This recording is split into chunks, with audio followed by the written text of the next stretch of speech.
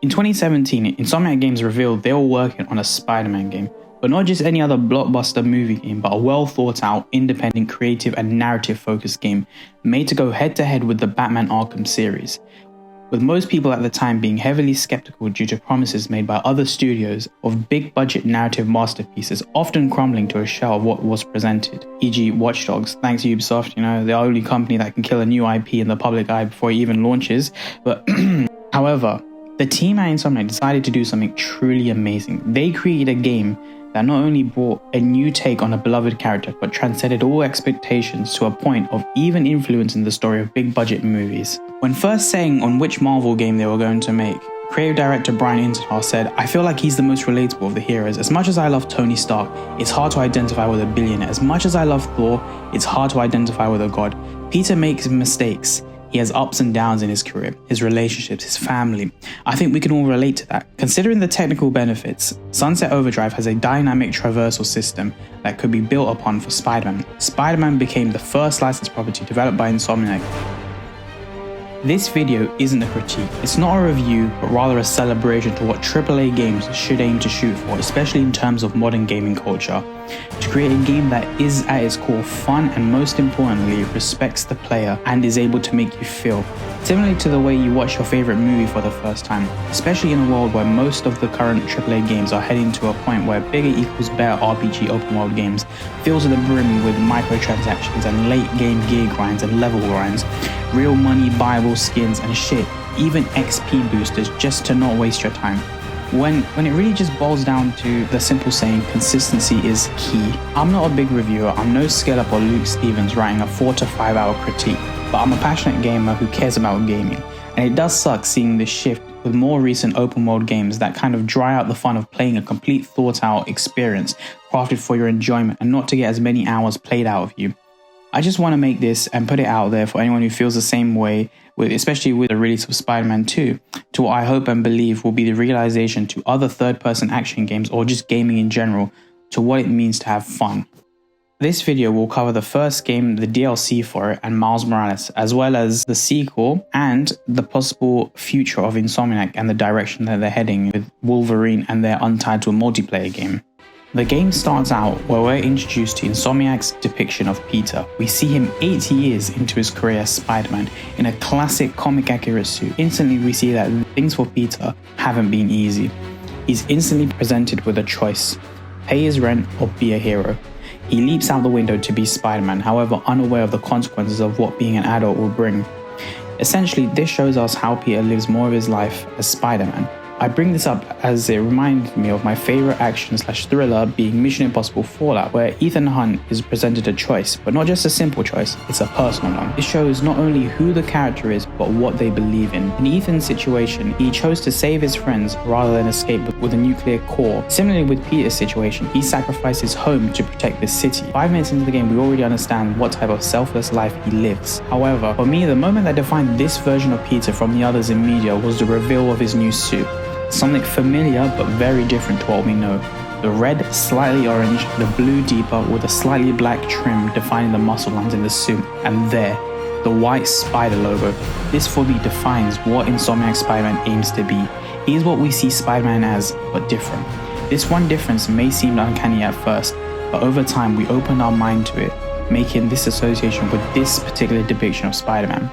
Not only that, but this suit wasn't made by Peter, but rather his idol, the embodiment of what he believed in, Dr. Octavius. The pivotal point for this Spider-Man was Aunt May's death. The first in mainstream media just shows how impactful it was for Insomniac to essentially remove a main pillar of Peter's life and how he will have to adjust moving forward. The fact Peter had the cure and was extremely conflicted to save one life or the life of the city was the ultimate sacrifice this character would have had to make. It's almost poetic in how the game started with Peter making his choice over paying his rent or saving the people, and how it reaches its climax to show Peter as a selfless hero saving New York over his aunt that's been there for him and made him the person he is today. This moment being so pivotal, we even even inspired the direction of No Way Home. As much as I love that movie, I do think the game's version landed way harder. The fact that video game May knew he was Spider-Man this whole time and never told him. The fact Peter could have saved May but chose not to because of everyone else. The stakes simply felt grounded and higher, with the possibility that maybe Peter might actually save her, rather than the movie's version dying to an iconic villain from another universe. In addition to Pete, they made side characters like May, MJ and Miles have an almost integral stake in the story. The through line of it is essentially when shit gets real, Peter realizes he can't save the city on his own, where May aids Martin Lee with Feast, a charitable shelter, thus tying those two characters together. In addition to that, MJ and Pete's relationship has been broken from where we pick up at the start of the story due to Pete focusing on his Spider-Man responsibilities,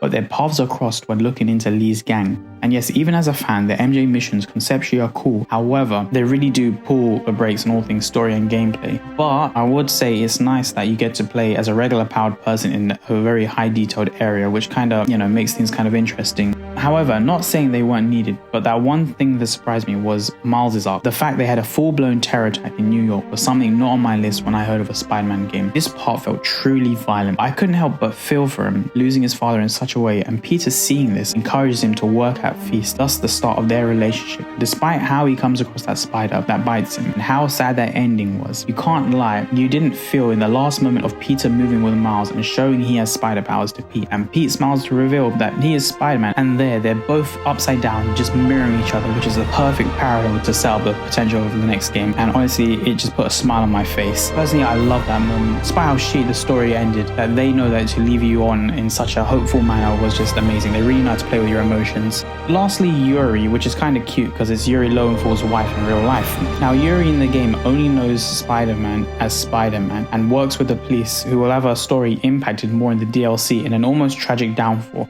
Essentially, Insomniac have entangled the side cast with the different aspects of Spider-Man and Peter's life, even every scene of phone talk, some kind of substance, keeping all these storylines moving at a healthy pace. The villains to which Insomniac decided to debut their game with, like its Spider-Man, are familiar but different. Starting off with Martin Lee, I think his inclusion was justified and interesting, both as a friend of Aunt May and also the mob villain Mr. Negative. The duality of his character of being so good yet so evil links to the overarching themes of the game to be greater. I guess it made sense through the story that Martin Lee also had a backstory with Norman Osborn. Kingpin is also present at the start of the game as a catalyst of the story. He makes a good starter villain and has some interesting conversations with Peter, and seeing himself as a justified villain, although his role felt very minimal, his presence was always there. I personally feel like Insomniac did that on purpose, showing the transition from young Peter to a grown-up Peter. I would mention that the Sinister Six is also in the game, but to Insomniac's credit, worked better, where Peter is just 1v2ing them, just shows how he's learned to combat them over the years, often using their abilities against each other with cool set pieces with each of them. Finally, Doc Ock, who was the surprise villain of the game. Say what you think, but I do think this stands on par with Raimi's Ock. The idea of making Ock Peter's idol fall from the pedestal that he holds him to just hurts for the player and Peter.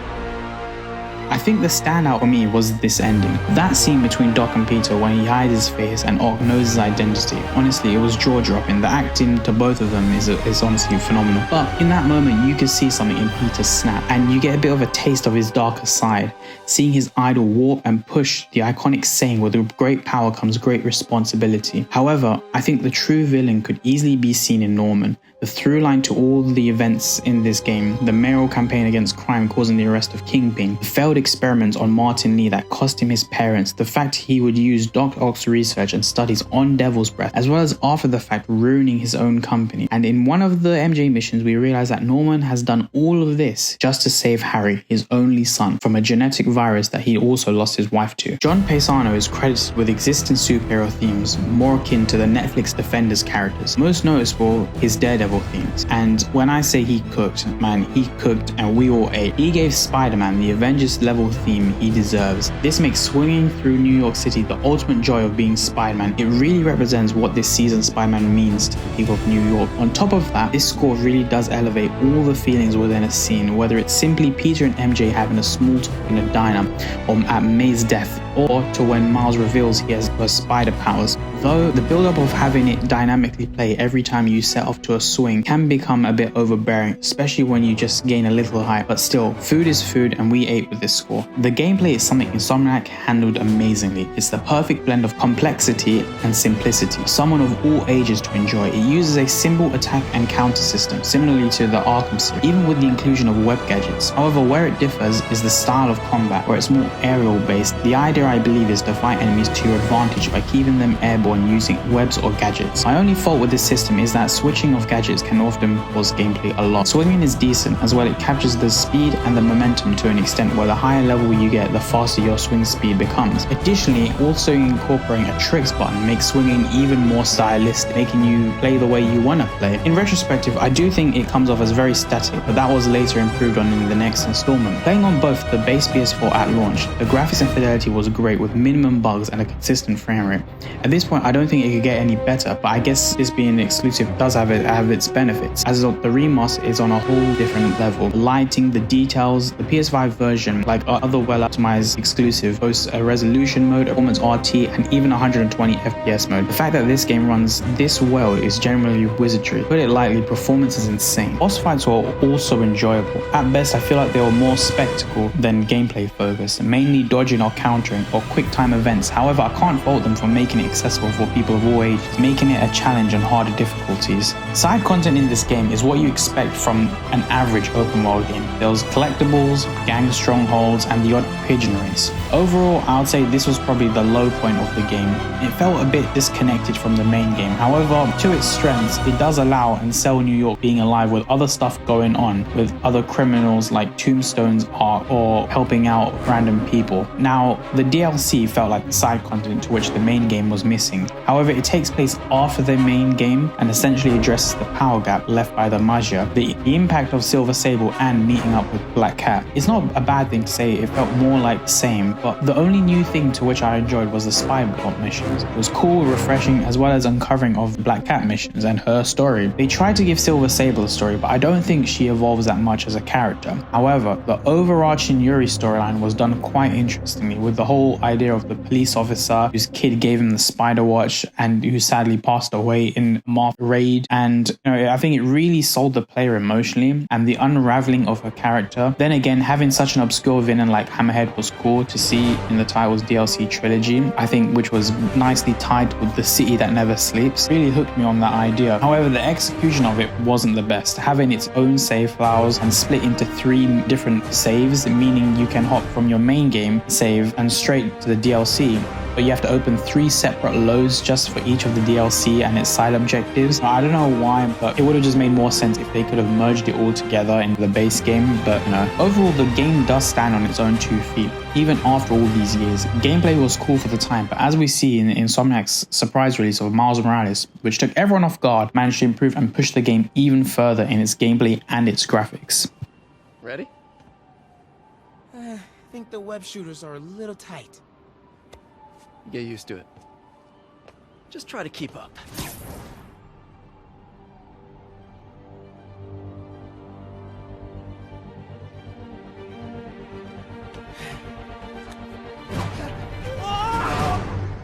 Upon the announcement of the spin-off title Marvel's Spider-Man Miles Morales, the game was sold as an expansion and enhancement to the previous, while Insomniac later called the project a standalone game, stating that it is the next adventure in the Marvel Spider-Man universe. It is smaller in size and scope than Marvel's Spider-Man and has been compared to Uncharted: The Lost Legacy, a game which served as a standalone expansion that was smaller in size and scope than the mainline Uncharted title. The game was additionally described as featuring a new story with new set pieces and fresh villains, as well as unique quests. Insomniac knew they had a story to tell with this game, and they did not disappoint. Miles is a noticeable shorter story than the main game with fewer big set pieces. However, Insomniac still didn't sacrifice its narrative to compensate for a quick cash grab. The story of Miles is essentially what people missed about the main game. It's a small origin story of a friendly neighborhood Spider-Man. It has a heavy focus on Miles carrying on from the main game, with him still discovering himself as well as his powers. Miles moving to Harlem in a new area, essentially the fish out of water scenario. Miles' mother is also given a far bigger role, running for a local campaign after the loss of Miles' dad and creating a better sense of community. Unlike Peter, Miles isn't alone at the start of his journey. He has his best friend Genki, his uncle Aaron, and old friend Finn, to which all have pivotal roles in his life from the very start, which is important. The story essentially is that Peter leaves New York and leaves Miles as New York's only Spider-Man. However, as the power gap left by the absence of Kingpin and now Hammerhead, a new technology-based gang led by the Tinkerer is formed more as a rebellion against Simon Krieger, a generic capitalist white guy gentrifying a local community no matter what the cost of locals, who also owns his own private army of techno Master Chief wannabes. But at the center of this story is Miles and who he wants to be as an individual. This is most evident in a quote from Genki. Whenever you say Spider-Man, you always mean the other one. You're Spider-Man. You can fix this. Your way.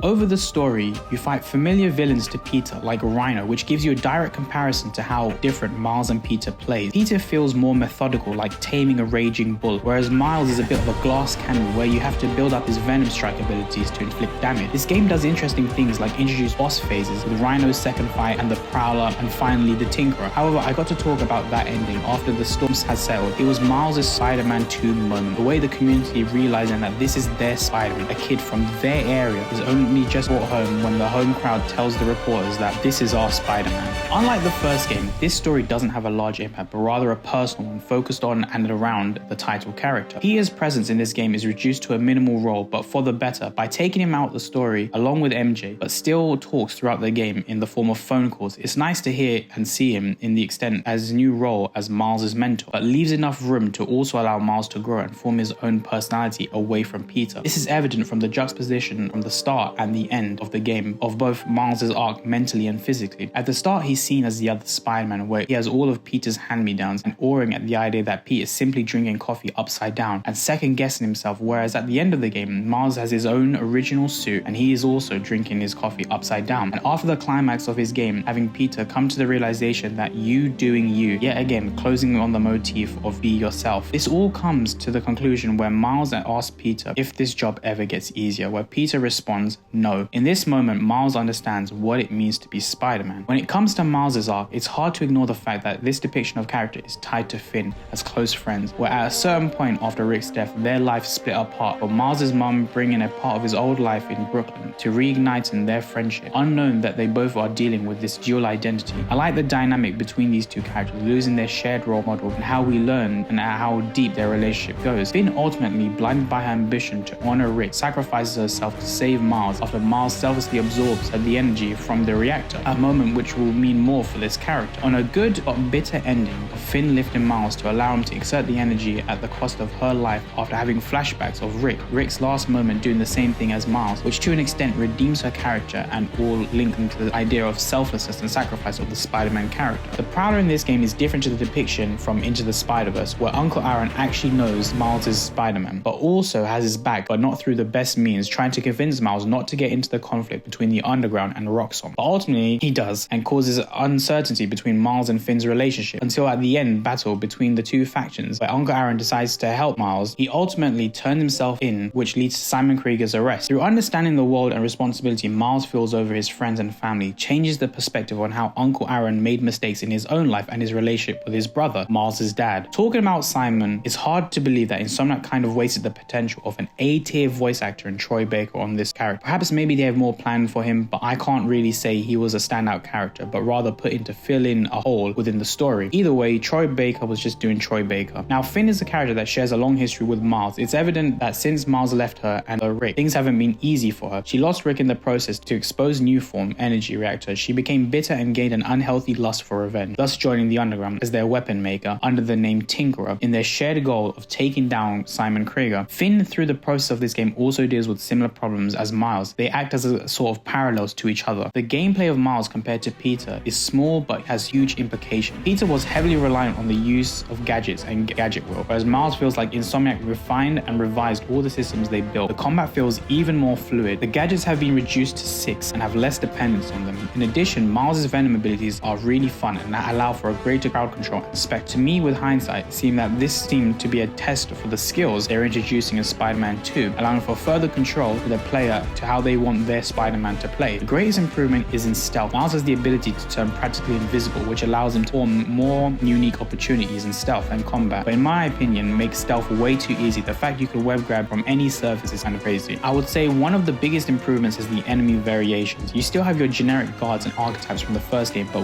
with the inclusion of the Roxxon soldiers, which take inspiration from the Sable forces in the first game, where they are the most deadliest when grouped together or in the air. Interestingly, for the underground, they included a brute type character as both a shield and a weapon, which do pose a greater challenge, and to counter their tech, you must use your Venom abilities. Once again, the maestro himself returns. John Paisano makes an awe-inspiring track to the same caliber of Peter's theme, incorporating similar themes as well as hip-hop variations with all the hi-hats and 808s, as well as all the understanding that Miles isn't Peter, with his own unique motifs that feel grand yet grounded in this local neighborhood story, with the odd jingle to help sell that Christmas winter setting. What's hard to believe is that even with the hype of the Spider-Man movies, that this soundtrack is able to stand on its own 2 feet. It really does sell you on being Spider-Man swinging through New York City with the exaggerated swagger of a black teen. It gives me goosebumps every time he does it, especially as the music begins to swell. I can't give Paisano most of the credit, as that goes to Miles for one of the greatest beats that blessed the world's ears. No wonder Uncle Aaron never finished it and kept it locked away. Side content in Miles is exactly what the first game was missing. Miles is Harlem-friendly neighborhood Spider-Man and focuses around small but multi-step stories around this area. From Haley's arc finding Tails' cat, all the side missions felt personal to Miles as Spider-Man, as he ultimately earns his place on Haley's mural of now both Peter and Miles. This game makes use of Genki, incorporating him as Miles' guy in the chair with the neighborhood app he developed, allowing citizens to report crimes or problems directly to Miles. Also, unlike the first game, there is technically an end game mission, with Miles' mother giving him postcards from his dad along with voice messages on the trail to show us more about his relationship with his dad, which I thought was a cool narrative way to see how despite the loss of Miles' dad, he's always there. Overall, I think this game does have a purpose of being seen as the Spider-Man 1.5 game. It carries all the bells and whistles from the first game with huge visual and gameplay improvements, as well as being set at Christmas allows it to stand apart from the first, similarly to how Arkham Knight was set during Halloween. The fact Insomniac had the confidence to drop a game about a character at the time on the rise due to the Spider-Verse movies and still make it a unique story, enhancing gameplay and even getting everyone confidently excited on what's to come, just shows how Insomniac understand how to make games. I think the arc that Miles goes through is one that's personal with him and the themes of being yourself and to not give up. I think his conflict with Finn is obvious. I don't think it was ever meant to be a mystery. I think Insomniac did this as it's more about understanding her point of view and not to see her as a villain but rather an anti-hero. The golden age of gaming. Now I know a majority of this video seems like a review on the Insomniac Spider-Man series because it is.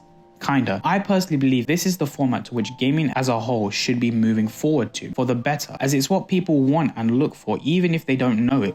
Don't believe me? Let's look at some of gaming's biggest hits, being God of War Ragnarok, Zelda Tears of the Kingdom. Both games had an excellent first foundation. Both had a gripping narrative. Both had an engaging world. But most importantly, they both respected the player through meaningful investment. Both these games had to carry the hype from its first game, but both did it by not reinventing the wheel, but refining it. They allowed players to further explore the things they loved about the original, but more and better through meaningful investment. Now, I understand that over time, certain mechanics may seem familiar and stale, but if the investment of the player means anything, it shouldn't mean much. The Batman Arkham series is acclaimed for its gliding, but over the decade the series ran, they didn't change it, they refined it. Whereas in Assassin's Creed's sake, they were on the right track from parkour and combat of AC1 all the way to Unity. However, due to seeing disappointment in the fans for numerous reasons that wasn't gameplay or narrative focused or even world related, they decided to reinvent the wheel and now look. And yes, I understand that they have successfully appeased a new market and Origins was really cool, but still, imagine the quality of games we could have gotten if they stuck it out. At the end of the day, the idea I'm trying to get to is, especially in modern times, games need to respect the player. They need to be what they are seen as, an experience. They need to capture your attention, not for the sake of time, but investment. None of these companies would be where they are if it wasn't from the investment and dedication of its core fans. So it's almost like a moral obligation from these studios to fulfill.